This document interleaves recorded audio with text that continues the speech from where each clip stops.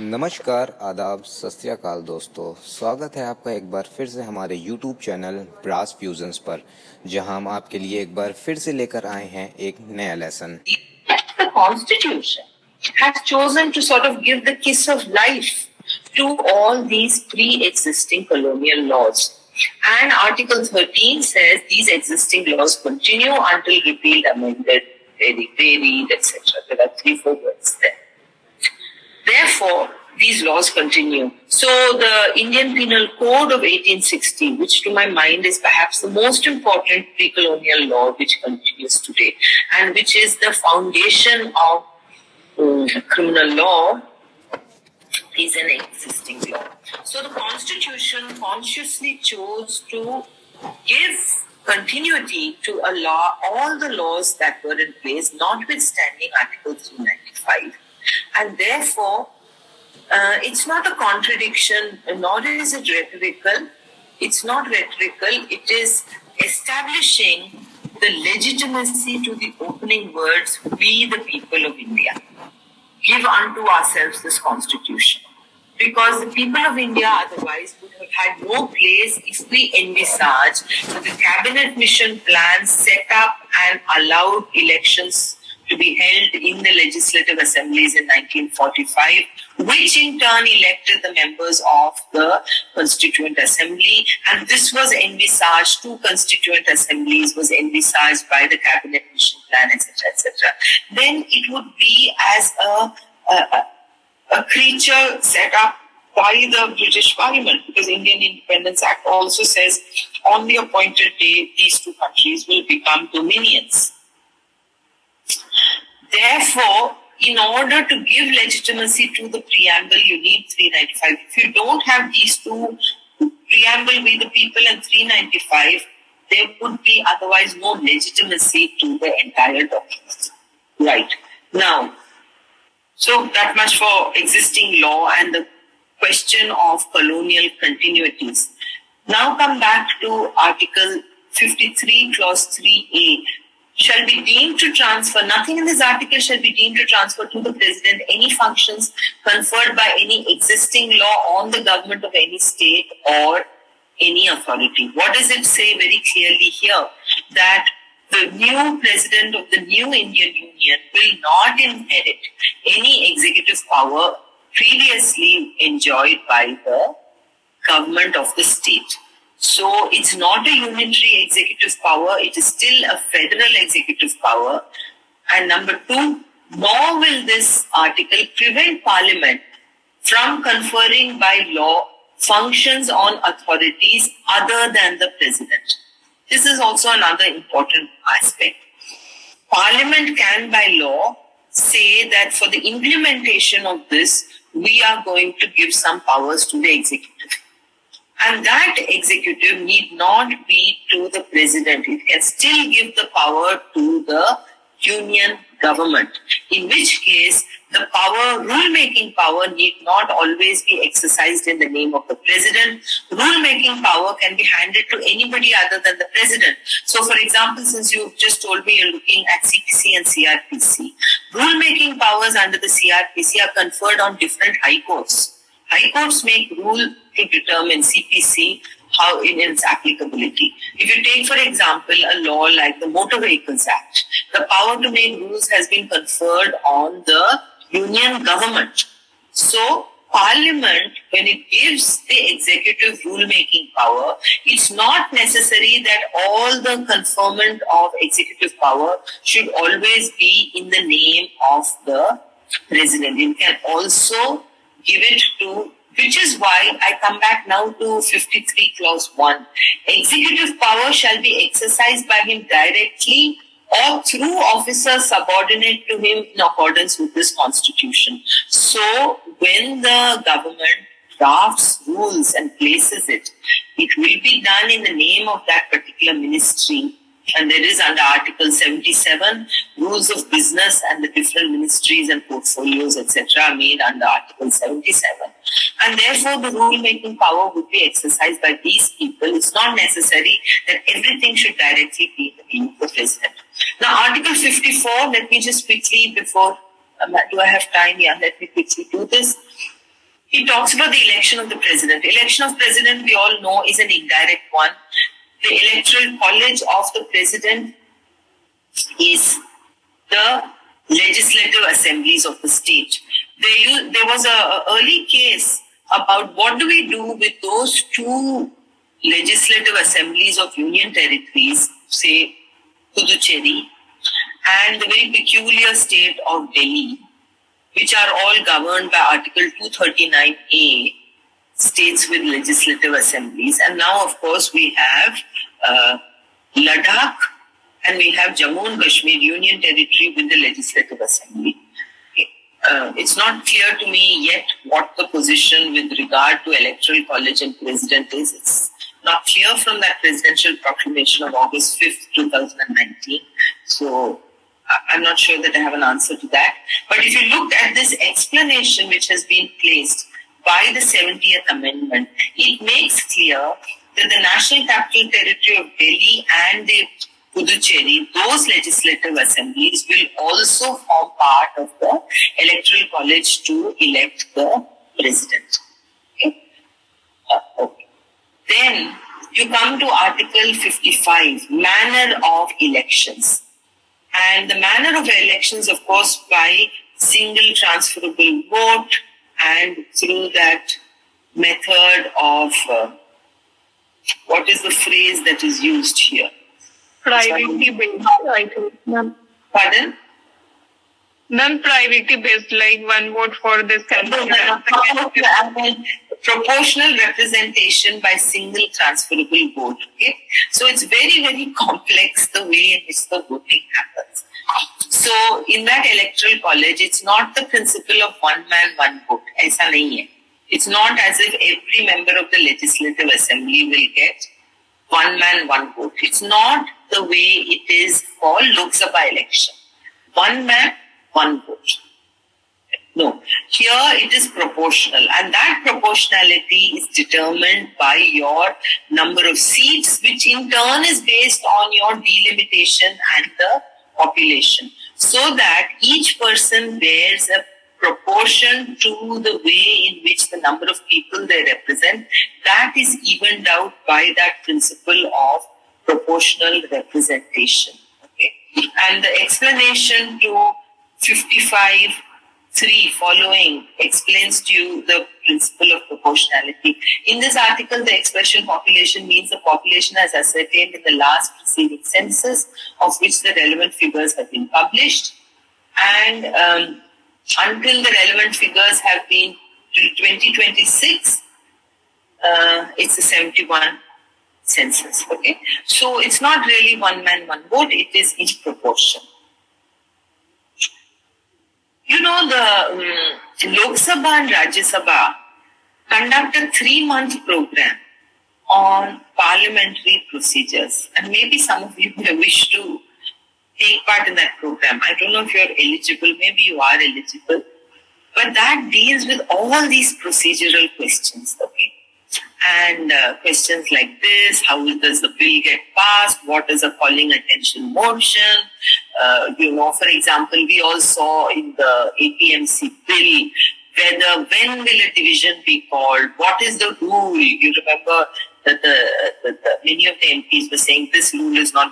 That entire rule book, which is there under Article 77, Rules of Business. It's one big fat compendium. Okay, Mendi Rata and Shaktar is like the Bible of that rule book. There is a course, and if those of you who would like to join the Lok Sabha and the Rajya Sabha, they also recruit law people by the regular. You may want to do this course, so just an idea. Now look at 56. It tells us about the term of office, and look at 56 here. Provided the president may, for violation of the Constitution. The phrase used is violation for the Constitution. The word impeachment is not used here, but in Article 61, it tells us what is the principle of impeachment. I just want to make one point here. There is notice that in order to impeach a president, you need an extremely high vote share. 2/3 of the, look at 61 Article 2, subclause B. Such resolution has been passed by a majority of not less than 2/3 of the total membership of the House, not present and voting, total membership. In fact, this threshold, and many people have pointed this out, is even higher than the threshold that you need for a constitutional amendment. Even the special majority is not as big as this. So, impeachment of the president is literally the highest.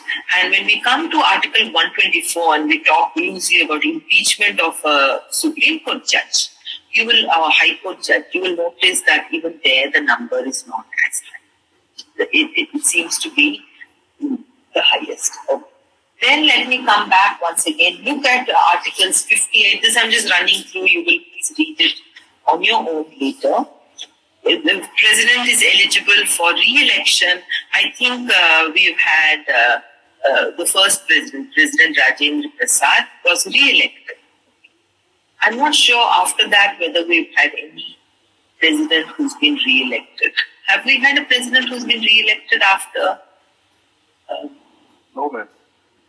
No? Okay, yeah. Even I can't recall. I know that, of course, yeah. Now look at 58. Qualifications. Citizen of India, 35 years, qualified for election as a member of the House. Okay. And then look at subclause 2. You should not hold an office of profit. So office of profit, I'll come to that in the next unit because we'll look at members of parliament. And it's the same principle, so I'm going to deal with it there. But just I'm wanting to flag here, right here, that holds an office of profit. This phrase occurs here. Okay. But in the case of MP and MLA, by the way, let me just tell you, when we come to 105, etc., you should not hold an office of profit under the government of India or the government of state. But here there's an added thing. Or under local or other authority subject to the control of any of the said governments. So the principle of office of profit is very broad when we come to the president. Then come to 59, condition of the president's office. He shall not be a member of either of the houses or of the legislature of the state. And if he was earlier one, he's deemed to have vacated that position the moment the person gets elected. He shall not hold any other office of profit. So one is prior to election, for even standing you should not hold, but subsequently also you should not hold. And you are entitled to the use of the office residence, which of course we know is Rashtrapati Bhavan and the emoluments, etc., etc. Now look at Article 60, the Oath of Affirmation. The Oath of Affirmation is there in the body of the Constitution. For everybody else, it can be the Chief Justice, Supreme Court judges, High Court judges, members of Parliament, members of the Rajya Sabha and Lok Sabha. All the form of the oath is located in the 3rd schedule. Okay? But here it is in the body of the Constitution. And to protect and defend the Constitution, and there has been litigation, by the way, on this point, because for everybody else, for MPs and MLAs, they also are to swear to uphold the unity and sovereignty of India. Again, those words are missing here. And so there have been challenges like this in the past. I'm not going into all that, otherwise my concern is that you will just have too many cases and you will. But I'm just telling you that that was, of course, dismissed because defend the Constitution covers everything. And then I've looked very quickly at 61. The broad principles are that there is a notice with a particular time period and this great 2/3 absolute majority. Then, now look at Article 62 about elections for vacancy, then the Vice President, 63, 64, who Vice President, of course, Shri Venkaiah Naidu is the ex officio chairperson, then we look at 65, then we come to election of 66. Now, I think the only thing I want to say about 66 is that when it comes to election of vice president, the electoral college consists of only the two houses of parliament. Whereas when it comes to the electoral college for the president is not only the two houses of parliament, but legislative assembly is also. That's right. Now, technically, you could have this asymmetry, at least it struck me when I've been looking at it over the years, that this asymmetry seems strange, because if there is a vacancy in the post of the president, the vice president will become the president. Therefore, should these two have been symmetrical or not? And there had been some discussion in the Constituent Assembly, but the lack of symmetry. But in any case, the wisdom of the Constituent Assembly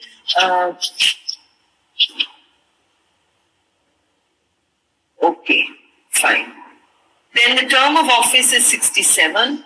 Then the oath of affirmation is 69. Then come very importantly to Article 70. Now I come to, I would suggest you all read this 52 to 70 piece carefully. I'm not going to spend more time than what I've already spent in today's class. Okay? Well, you can read the rest. Now, I'm now going to come on to 71, 72, 73, 74, 75, where there is actual broader questions of law. I'm reading now 70. Parliament may make such provision as it thinks fit for the discharge of the functions of the president in any contingency not provided for in this chapter. Okay. Article 70 is giving the power to Parliament, and this is not to be found in any list. It's one of those directly conferred powers to Parliament. So you won't find it in union list, state list, directly in Article 70. Any contingency where there is the constitution is silent and where the president is operating through constitutional conventions. For example, when in the name of Union of India, the president cedes territory, technically, a law could have been made for that under Article 70. Number two, president as part of his executive powers. We saw, we're going back once again to Ram Javaya Kapoor just now to see what is the executive power, but it also includes the defense power. It includes the power to conclude treaties on behalf of the Union of India. So the treaty power, entry 14 of list 1, allows the president to go and enter into treaty. What kind of treaties can be entered into by the executive? What is the procedure? Should this require ratification by Parliament or not? Right now, there is no law on the subject. But technically, if we wanted, because a treaty is entered into by the Union of India, under Article 70, a law could be made. But absent such a law, in the absence of such a law, we operate by constitutional conventions. And when I come to the all-important case in Unit 3, which is certainly Shamsher Singh versus Union of India, and the concurring judgment of Justice Krishna Iyer, you will realize that there is a constitutional silence or a constitutional gap, which is filled by just constitutional convention, but Parliament has not yet made a law on it. But if it were to make the law, the source of power is Article 70. So right in my introductory classes, I had asked you, remember, I just alert you to that question again, that when we have a written constitution, can I go outside of it? You've studied Evidence Act? Yes. So, in the Evidence Act, there's sections 91 and 92, that where there is documentary evidence, oral evidence is just excluded. Only the document will speak. You studied that, right? Exclusion of evidence in the case of documentary evidence. However, such a principle doesn't apply in our constitution. Just because the constitution is silent on a point, it doesn't mean that there is no provision available. We saw that already in the Indi Bedwari case, that even though the Constitution is silent with regard to ceding of territory or cession of territory, it is an attribute of sovereignty which is deemed to be part of that. So it doesn't matter that it is silent. Express words do not exclude those that are not expressly mentioned. Expressio unius, exclusio ulterius. That principle doesn't apply. Fine. Now come to Article 71. This is another important point, which is that election of the president can only be contested before the Supreme Court. It is the sole and single forum. And this jurisdiction of the Supreme Court is separately given to us under Article 71.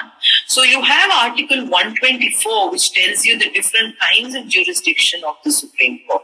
124, 129, but this 131, 132, 133, 134, 136, 137, 142, these are all different jurisdictions of the Supreme Court in that chapter on union judiciary. But Article 71 standing outside of it is another article. This is conferring judicial power to adjudicate disputes relating to election of president and vice president. Okay, so it's not as if everything that relates to the judiciary is located in the chapter on the union judiciary. No, there are things that occur outside. During the emergency, the government enacted the 39th Constitutional Amendment. And I think when you studied Evidence Act, you read the all-important case of Indira Gandhi versus Raj Narayan. Indira Gandhi versus Raj Narayan, you would have studied, where you dealt with privilege. Is the blue book that relates to holding of rallies for a prime minister during elections, is it admissible in evidence? Is it relevant? Is it admissible? Did you study that case? Indira Gandhi versus Raj Narayan, section 123 of the Evidence Act. Yes, I'm asking a question. Did you study it? Yes, ma'am. Atul, yes, you did study it, right. Good, good. And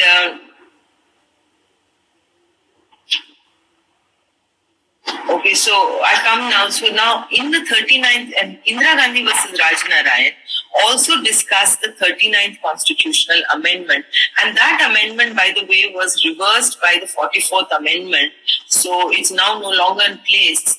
But why I want to mention that is one of the reasons that it was opposed was it gave the power to Parliament to make a law for determining a tribunal which would decide disputes regarding president. And the fear was that that brought the president really under the control of a tribunal set up by Parliament. And the 44th Constitutional Amendment reversed that because there was the great fear that this would curtail and clip the power of the president. Now, before I come to 72 and 73, I want to move to Article 361. Please look at Article 361 very, very quickly, and then I come back here.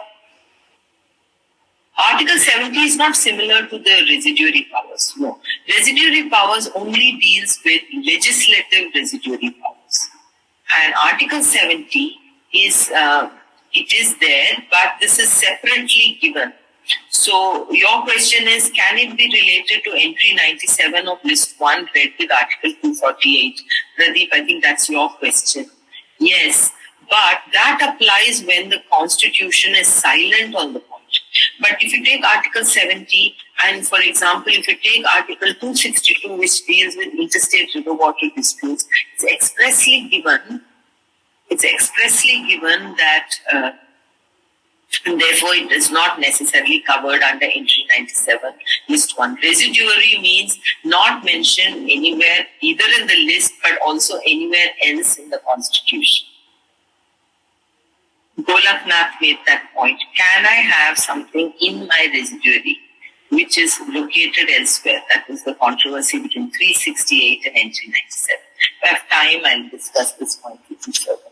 Okay, where am I? 361. Protection of president and governors and Raj Pramukhs. Okay. Now, of course, the word Raj Pramukh has been removed the president or the governor or Raj Pramukh of the state shall not be answerable in any court for the exercise and performance of the powers and duties of his office or for any act done or purporting to be done by him in exercise or performance. So for any official act done within the powers, 361 gives you a complete immunity. Okay. And then if you look further, look at 2. No criminal proceedings whatsoever shall be instituted or continued against the president. This is very broad. The immunity is not only for criminal actions done in performance of his duty or in the course of his duty or purported to be in performance of his duty, but even any personal matter. The period that the person is a president, there is criminal immunity. After that, after he or she demits office, the criminal prosecution for personal matters can revive.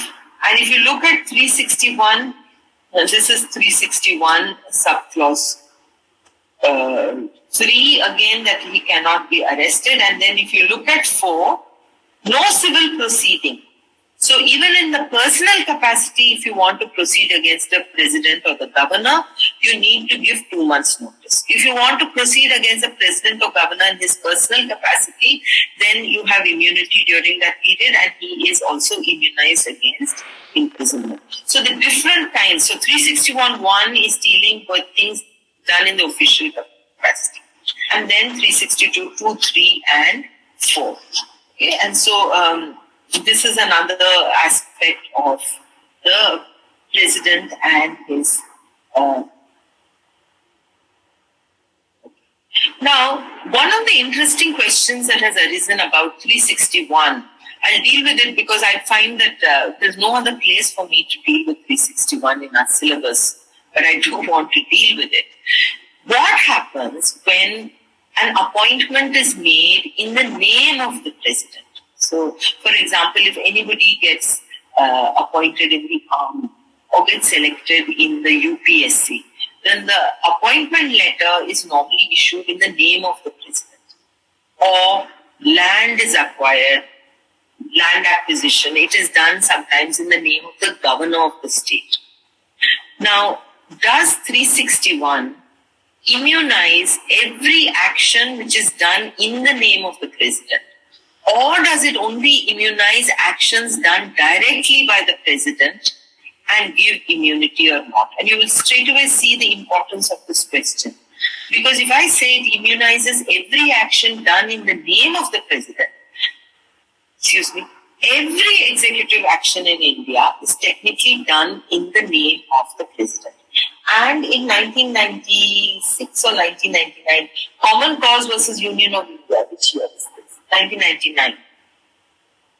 Common Cause versus Union of India, there was some allotment of houses and petrol pumps and various things that was done in the name of the president. And the first defense that got taken was, we are immunized under 361 when the government action was challenged. And the Supreme Court said 361 only immunizes actions done by the president directly and not actions done in the name of the president. So we must understand the limit of the immunity. Secondly, even where an action is done by the president, when we come to President's Rule, we are going to come across cases like that. The jurisprudence which has been slowly developing in India in the last 30 years is to say that when President's Rule is imposed, and in the name of the president, the state government is displaced and there is direct President's Rule imposed, then that action done by the president, because it's the president who has to approve the imposition of President's Rule. It's not done only in his name. The president actually signs the file. There has to be some application of mind by the president, no doubt by aid and advice of the cabinet, no problem. But he has to actually sign. Whereas in other things which is done in the name, BOPT issues a warrant saying you have been appointed to the IAS. That's just done in the name. It doesn't even, not even personally signed by the president. This one would be signed. The Supreme Court has broadened the area of judicial review, and it has said that even in cases of President's Rule, that immunity under 361 will not apply, and the court will have the power to examine whether this form of imposition of president's rule done by and in the name of the president is done mala fide or it is done with due application of mind. So broadly what you can see is over a period of time, the kind of immunity that is being given is kept and confined strictly to the words of Article 361.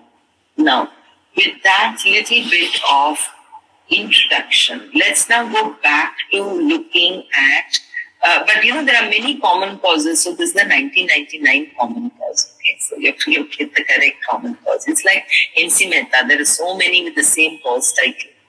Oh, okay, it's 11:30, so I should stop here. I want everybody, I'm going to begin right away with Ram Javaya tomorrow. I'd like people to read all the cases in Unit 3. Ram Javaya, UNR Rao, SP Anand, Shamsher Singh. I'll take it up over the next 3 days, and then I come to the big one, which is the government of NCT Delhi and Epuru Sudhakar, the principal. So let me quickly now stop here and take attendance. दोस्तों, brass fusion आशा करता है कि आपको हमारा lesson पसंद आया होगा। Comment box में अपना फीडबैक देना ना भूलें। Thanks for watching.